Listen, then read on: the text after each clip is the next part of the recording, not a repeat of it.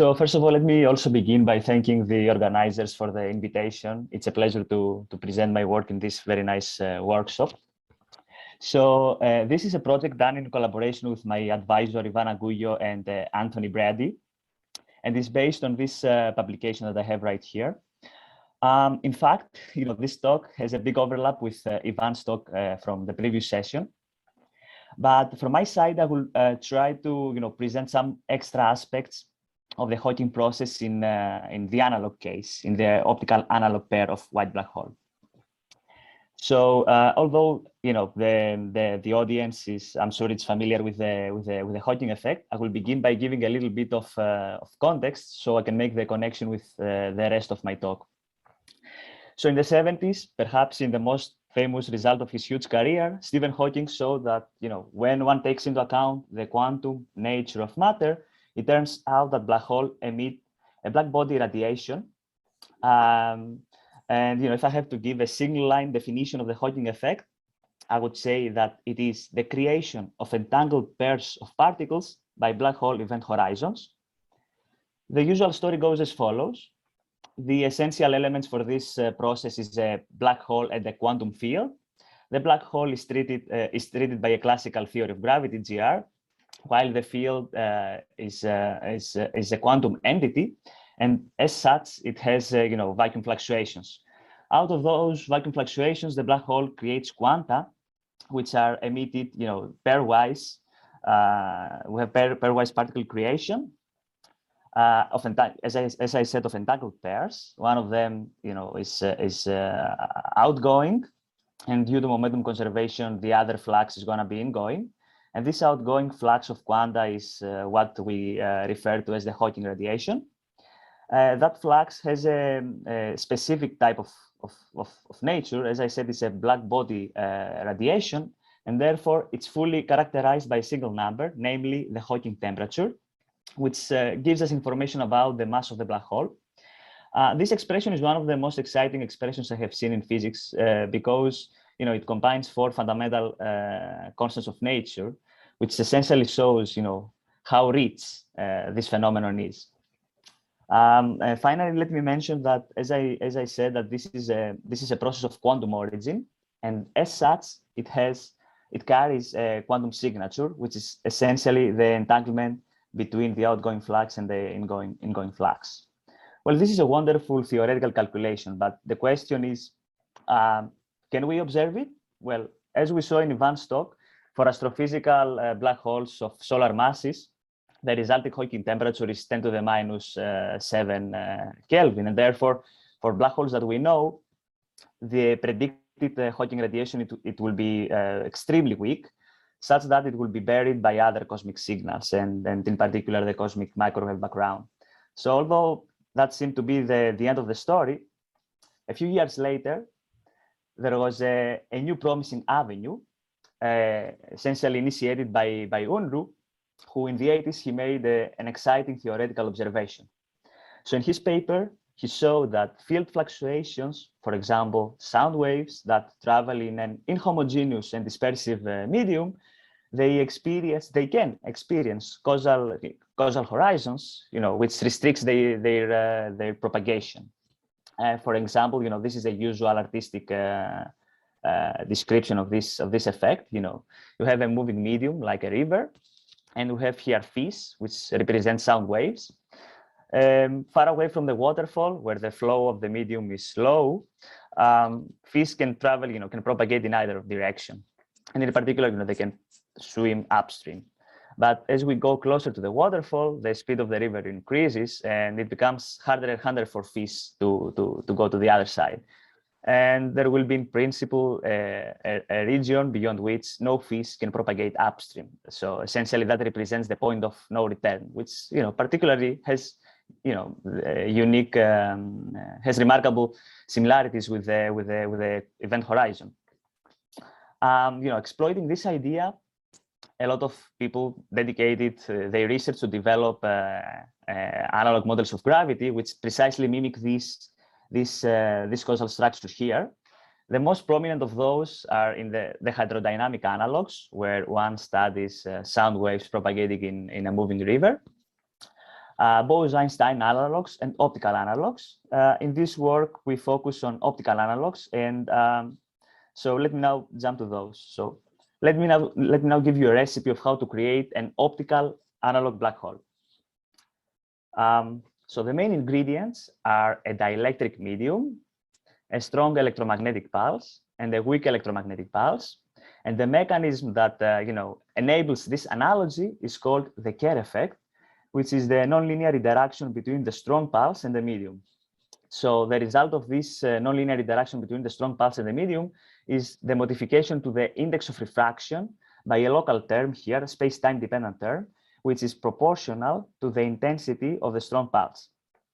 Now, to understand how this creates this analogy, let me show you this schematic representation. Imagine that everything, here this Gaussian shape represents a strong pulse, which moves with speed u from left to right. And on the same medium, we throw weaker pulses, electromagnetic fields.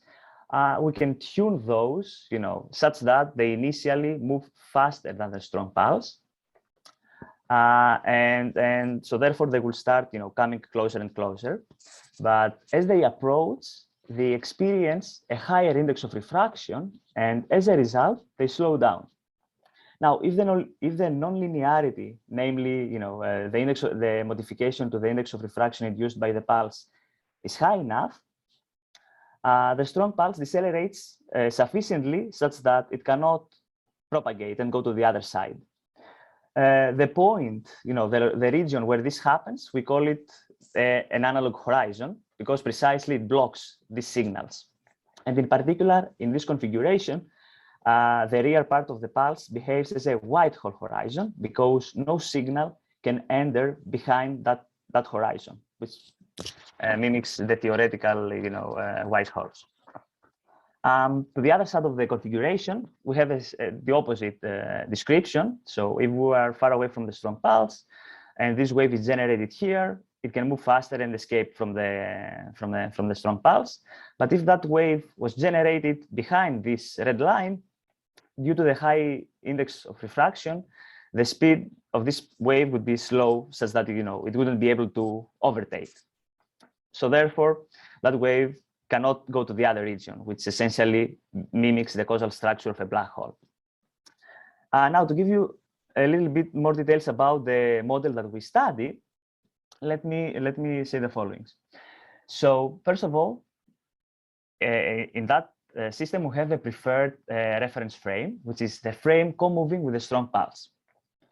That frame is preferred because we have a time symmetry, and that induces a conserved frequency. That is important because the interaction of different waves decouples, and all waves with the same frequency interact with themselves.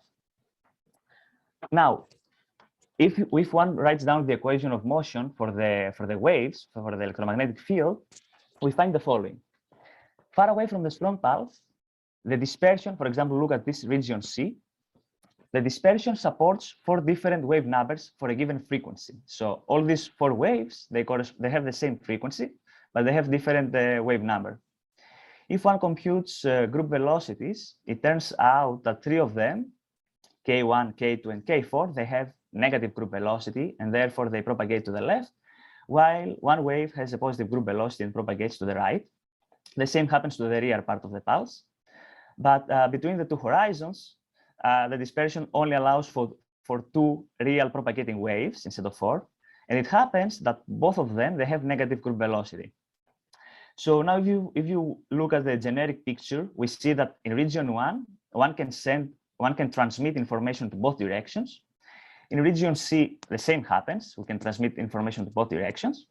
But in region B, all information travels from the black hole horizon to the white hole horizon. And this is the causal structure that justifies the name white black hole pair. More interestingly, these horizons do much more than just blocking waves. In particular, they generate quanta out of vacuum fluctuations, pretty much in the same way in Hawking's original calculation.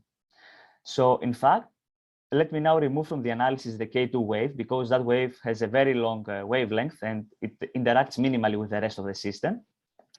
So let's study this configuration here. Imagine that we have K1 and K4 waves coming from region C towards the black hole horizon, and those are in vacuum, they are reduced to their vacuum fluctuations. As they interact here with the black hole horizon, they generate an entangled pair of particles populating modes K3, which goes outside of the black hole. This is the Hawking mode. And the Hawking partner, which travels to the interior from the black hole horizon to the white hole horizon.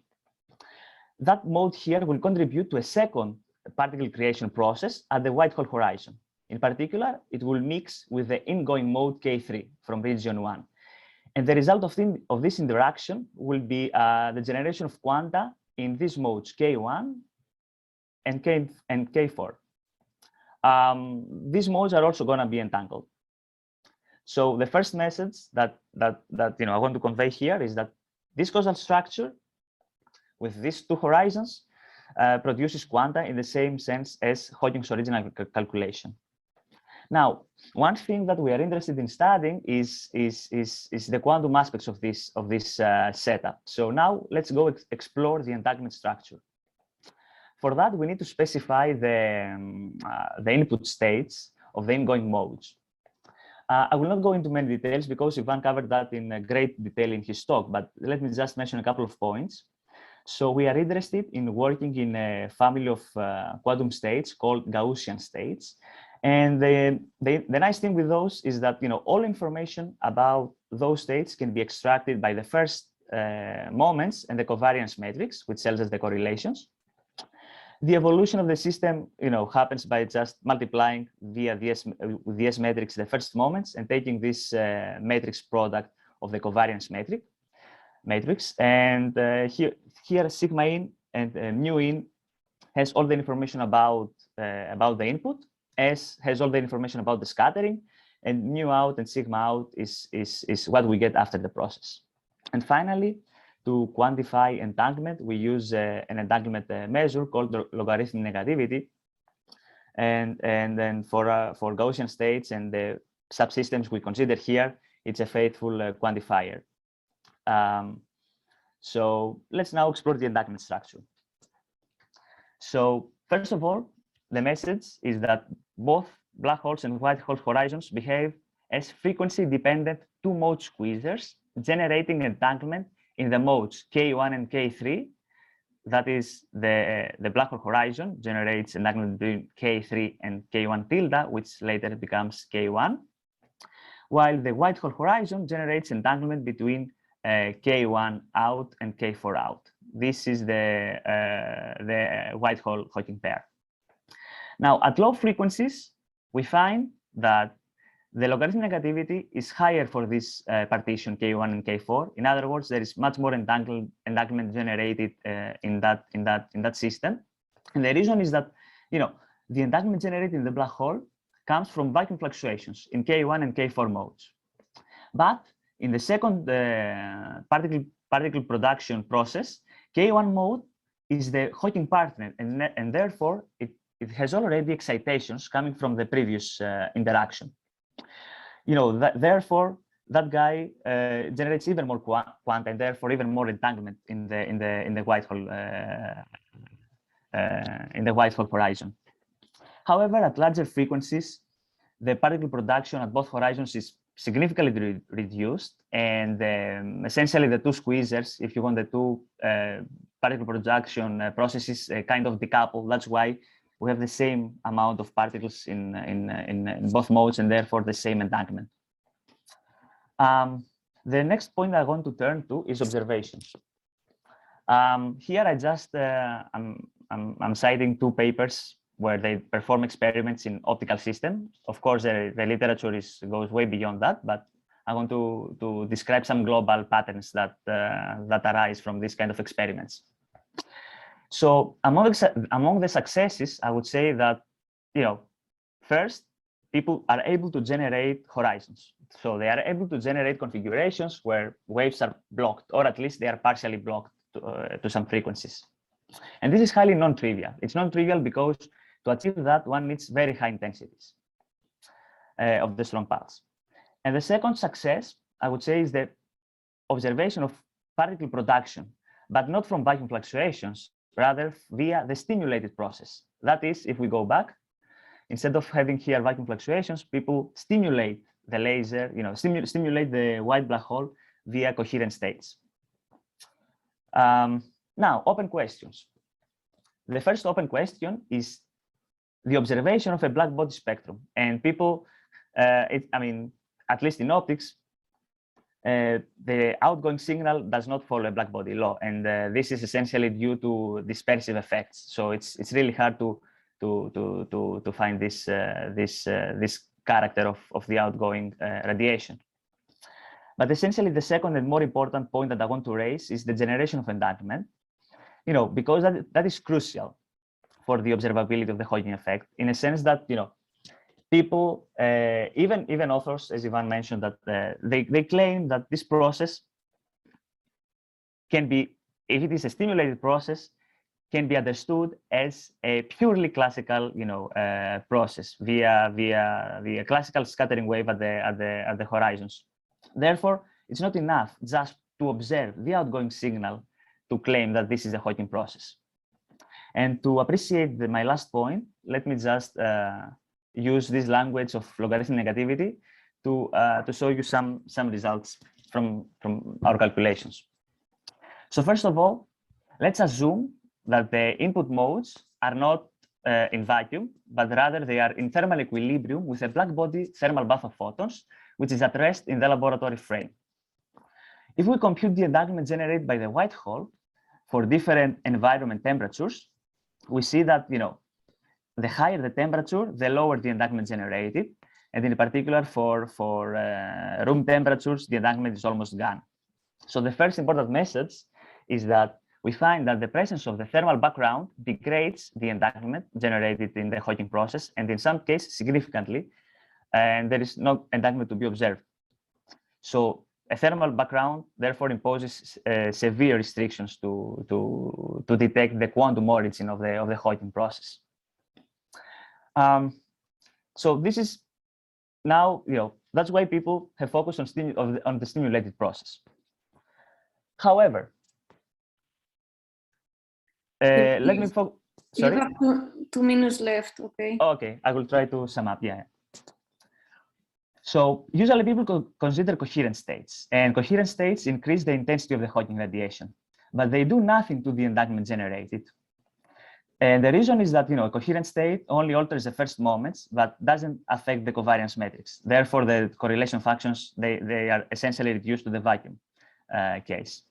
However, in our work here, that is essentially what justifies the title of this work, is that we consider a single mode squeeze state can be generated by applying this operator to the vacuum. And we see that, with a single mode squeeze state, as I will show you in the next plot, we find that not only we can increase the intensity of the Hawking radiation, but we can also enhance the generated entanglement. In particular, if we compute again then logarithmic negativity for the entanglement generated by the white hole pair, we find that here the lower plot is for zero squeezing. So initially we have just a thermal input with some low entanglement generated. But as we increase the squeezing parameter of the input, we see that the entanglement generated is higher and higher. So therefore, we find that a squeezed input can not only increase the classical intensities of the quanta produced by the Hawking process, but it can also amplify the quantum signal of the process. And this is very important for the observability of connecting this generated quanta with the quantum origin of the process. So let me close my talk by a protocol of how one can extract the Hawking temperature, both from classical and quantum signals. So from classical signals, it's quite straightforward. One can measure the intensity, and if that follows a black body spectrum modulated by a frequency-dependent factor depending on the input state, one could, measure the blue thing here, which is the intensity, and extract the Hawking temperature. But there is also another way to extract the Hawking temperature from entanglement.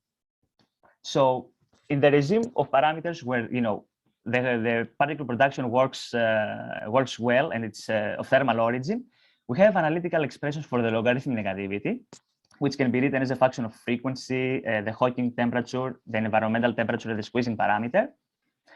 Now the protocol is that if one can measure experimentally all 2-point functions, all the correlations between the different modes, one can construct a full covariance matrix, and from there can experimentally construct the logarithmic negativity. Now, measuring the logarithmic negativity and knowing the parameters for the environment, the environmental temperature, and the squeezing amplitude, one can invert this expression, or if you want, one can fit this theoretical expression to the data and extract the Hawking temperature. And as I said, to conclude my talk, this is fundamental to claim a successful observation, because the Hawking effect usually has been regarded as a classical process in the analog models when we stimulate the horizons with a coherent state. But we see here with the squeeze state, we can extract the quantum origins. We can extract quantum signals of this process. So let me conclude my talk by leaving here some take-home messages for you to read, and let me thank you for your attention. Thank you very much. So we have a bit of time for questions. Let me check. Gerardo? Yes, hi, thank you for this wonderful talk. I wanted to ask you, because Ivan and you have mentioned several times that how these squeeze the states improve the resolution, but how hard is it to prepare such a state with high fidelity? Because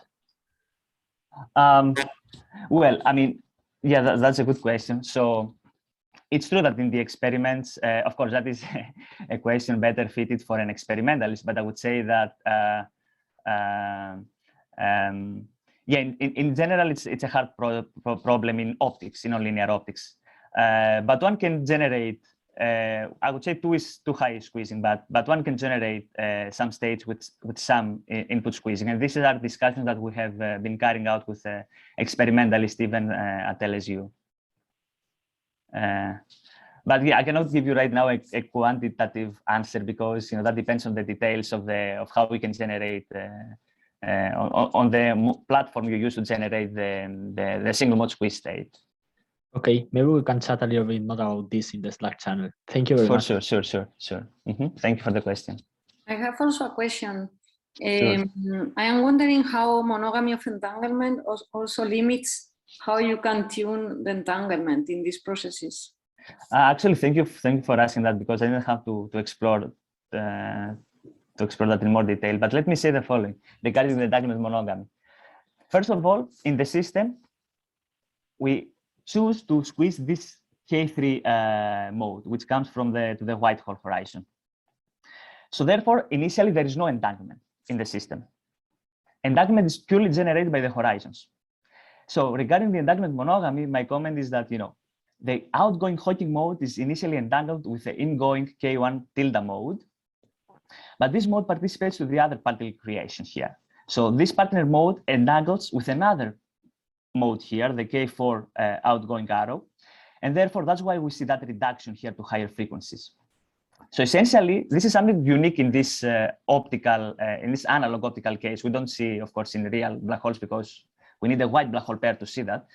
But because this guy, the K1 mode, becomes entangled with the K4 mode, its entanglement with K3 reduces, and that happens at lower frequencies. At higher frequencies, as I mentioned during the talk, particle creation is essentially decreases. I mean, you can think that the spectrum follows a Bose-Einstein distribution, so there is less particle production, and therefore the two squeezers here decouple. That's why we see that the two horizons essentially produce the same amount of entanglement.